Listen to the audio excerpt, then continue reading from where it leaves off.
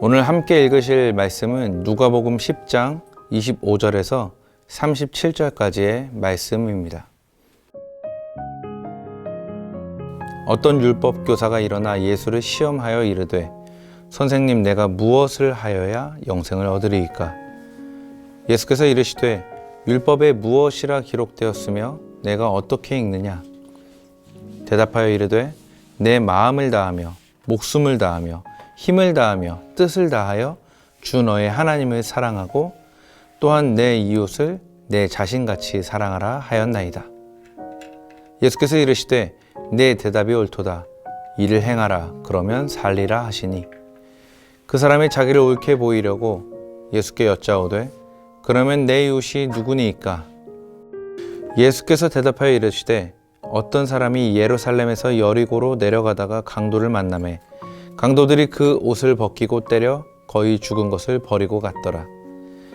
마침 한 제사장이 그 길로 내려가다가 그를 보고 피하여 지나가고 또 이와 같이 한 레위인도 그곳에 이르러 그를 보고 피하여 지나가되 어떤 사마리아 사람은 여행하는 중 거기 이르러 그를 보고 불쌍히 여겨 가까이 가서 기름과 포도주를 그 상처에 붓고 싸매고 자기 짐승에 태워 주막으로 데리고 가서 돌보아 주니라.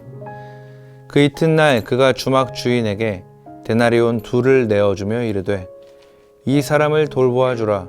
비용이 더 들면 내가 돌아올 때에 갚으리라 하였으니 내 생각에는 이 3사람 중에 누가 강도 만난 자의 이웃이 되겠느냐? 이르되 자비를 베푼 자니이다. 예수께서 이르시되 가서 너도 이와 같이 하라 하시니라. 아멘. 오늘 함께 읽은 본문은 일명 그 선한 사마리아인 이야기로 불리는 너무나도 유명한 예수님의 비유를 담고 있는 말씀입니다. 이야기는 한 율법 교사의 예수님을 시험하는 질문으로부터 시작됩니다. 그러니까 내가 무엇을 해야 영생을 얻을 수 있습니까? 그러니까 오늘 이 이야기의 시작, 그 주제는 바로 영생에 대한 것이라는 사실을 우리가 주목하면서 이 이야기를 살펴볼 필요가 있습니다. 자, 그래서 이 질문에 대해 예수님은 율법에 뭐라고 기록되어 있느냐? 그리고 너는 그것을 어떻게 이해하고 있느냐라고 되물으셨고 여기에 율법 교사는 하나님을 사랑하고 이웃을 사랑하라고 나와 있습니다 라는 100점짜리 답을 내놓습니다. 자, 그러자 예수님은 다시 이렇게 말씀하시죠. 그래, 네 말이 맞다. 그대로 행하면 내가 살 것이다. 자, 바로 이때 오늘 이야기의 흐름의 그 핵심이 되는 율법 교사의 질문이 나옵니다. 그럼 누가 내 이웃입니까? 저는 오늘 여러분께도 똑같이 한번 질문해 보고 싶습니다. 누가 여러분의 이웃입니까? 그러니까 오늘 이 뒤에 나오는 우리가 잘 알고 있는 그 이야기는 우선 생각하지 말고 그냥 이 질문만 놓고 한번 생각해 보자는 겁니다. 누가 여러분의 이웃입니까? 그러니까 우리는 당연히 나와 친한 사람이 내 이웃이라고 생각을 합니다. 나와 가까운 관계를 맺고 있는 사람, 그러니까 나와 무언가를 공유하고 있는 사람. 그러니까 우리는 이웃 하면 당연히 이런 사람들을 떠올립니다. 하지만 예수님께서 누가 내 이웃입니까? 라고 묻는 그 율법 교사의 질문에 대한 답으로 내놓으신 이 비유의 말씀을 읽어보면 얘기가 조금 달라집니다. 자, 여기 한 강도 만난 사람이 등장을 하는데요. 이 사람이 지금 이 어려운 상황에 놓이기 전까지는 누가 자신의 이웃이라고 생각을 했을까요? 당연히 같은 신앙을 가진, 같은 하나님을 믿고 있는 제사장이나 레위인이 자신의 이웃이라고 생각을 했을 겁니다. 그렇죠? 하지만 막상 자신이 강도를 만난 상황, 그러니까 누군가의 도움이 절실히 필요한 상황이 되어 보니 웬걸 자신이 그동안 당연히 이웃이라 생각했던 제사장이나 레위인이 아닌 그동안 사람 취급도 안 하던, 그러니까 이웃이라고는 전혀 생각해 보지도 않았던 사마리아인이 자신을 돌보아 준 겁니다. 그러니까 이 강도 만난 자의 참 이웃은 결국 겉으로 볼 때 가까워 보이는 사람이 아닌 실제로 그에게 자비를 베푼, 실제로 그 사람을 도와주고 살려준 사람이었던 것이죠. 그래서 오늘 우리는 이 비유의 말씀을 통해 누가 내 이웃인가? 라는 질문에 대해 이렇게 답을 내릴 수 있을 겁니다. 나에게 무언가 절실하게 도움이 필요할 때 그 도움을 주는 이가 바로 나의 참 이웃입니다. 자, 그럼 반대로 우리가 누군가의 참 이웃이 되어주기 원한다고 한다면 우리는 어떻게 그 사람의 참 이웃이 되어줄 수 있을까요? 당연히 지금 그 사람에게 가장 중요한, 가장 절실한 부분에 도움을 줄 때 우리는 그 사람의 참 이웃이 되어줄 수 있는 겁니다.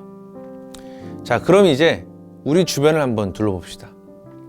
그러니까 내가 사랑하는 가족, 친구, 삶의 자리 곳곳에서 나와 함께 생활하고 어울리며 살아가는 많은 사람들.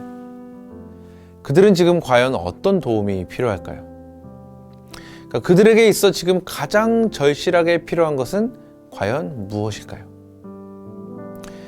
만일 우리 주변에 내가 사랑하는 사람들 중에 아직 예수님을 모르는 사람, 아직 믿음이 없는 사람이 있다고 한다면 우린 이 질문에 대해 더 깊이 생각해 봐야 합니다.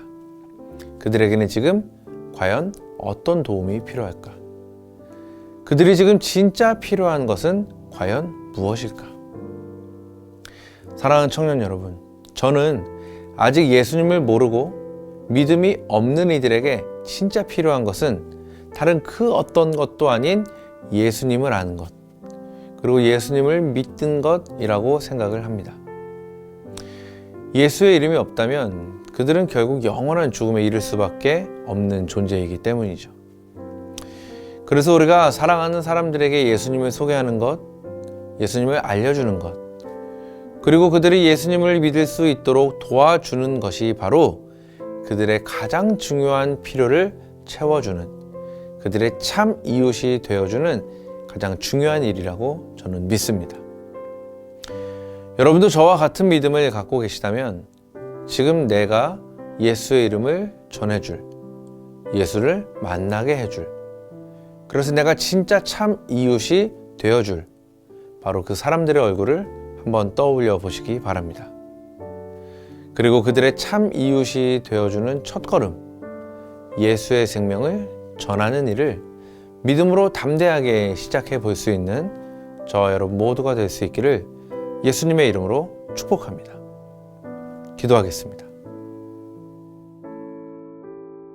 언제나 우리 삶을 지키시고 보호하시는 하나님 아버지, 주께서 허락하신 영원한 생명을 신뢰하고 바라며 열심으로 살아갈 수 있는 믿음을 허락하심에 감사합니다.